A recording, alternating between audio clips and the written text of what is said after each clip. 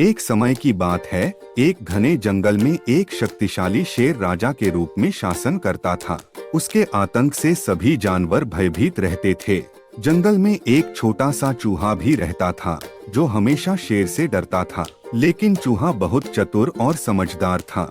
एक दिन चूहा खेलते खेलते शेर के पास पहुंच गया। शेर ने उसे देखकर कहा, तुम बहुत छोटे और निर्बल हो, यहाँ क्यों आए हो? चूहा थोड़ा डरते हुए बोला, महाराज, मैं सिर्फ खेल रहा था, मैं आपसे दोस्ती करना चाहता हूँ। शेर हंस पड़ा, तुम मेरी दोस्ती के लायक नहीं हो, तुम तो मेरे मुंह में समा सकते हो। चूहा समझ गया कि शेर उसकी मजाक उड़ा रहा है, लेकिन उसने हार नहीं मानी।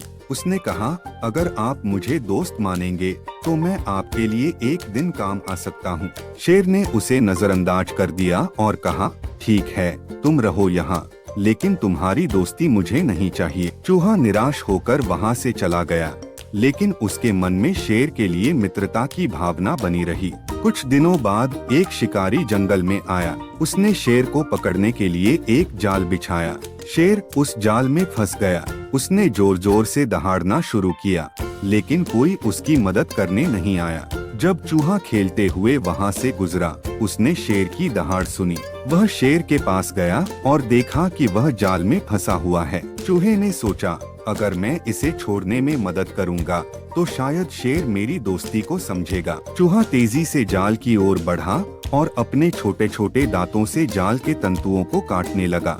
शेर ने उसे देखकर कहा, तुम यहाँ क्या कर रहे हो? तुम्हारे लिए यह बहुत खतरा है। चूहा हिम्मत नहीं हारा और बोला, मैं आपकी मदद कर रहा हूँ, महाराज। आखिरकार चूहा मेहनत से काम करता रहा और जाल के तंतु काट दिए। शेर जाल से बाहर आ गया। उसने चूहे की ओर देखा और कहा, तुमने मेरे लिए बहुत बड़ा काम किया है, मैं तुम्हारी मित्रता की कदर करता हूँ। चूहा खुशी से बोला, महाराज, आपने मुझे छोटा समझा, लेकिन दोस्ती में सच्चा दिल होना चाहिए। शेर ने चूहे को गले लगाया और कहा, आज से तुम मेरे सच्चे मित्र हो। इस घटना के बाद शेर और चूहा एक दूसरे के सबसे अच्छे दोस्त बन गए। वे एक दूसरे की ताकत और कमजोरी को समझने लगे। चूहा शेर को सलाह देता था और शेर चूहे को सुरक्षा प्रदान करता था। इस प्रकार एक छोटे से चूहे और शक्तिशाली शेर की दोस्ती ने यह साबित कर दिया कि सच्ची मित्रता कभी भी आकार और ताकत से नहीं मापी जाती।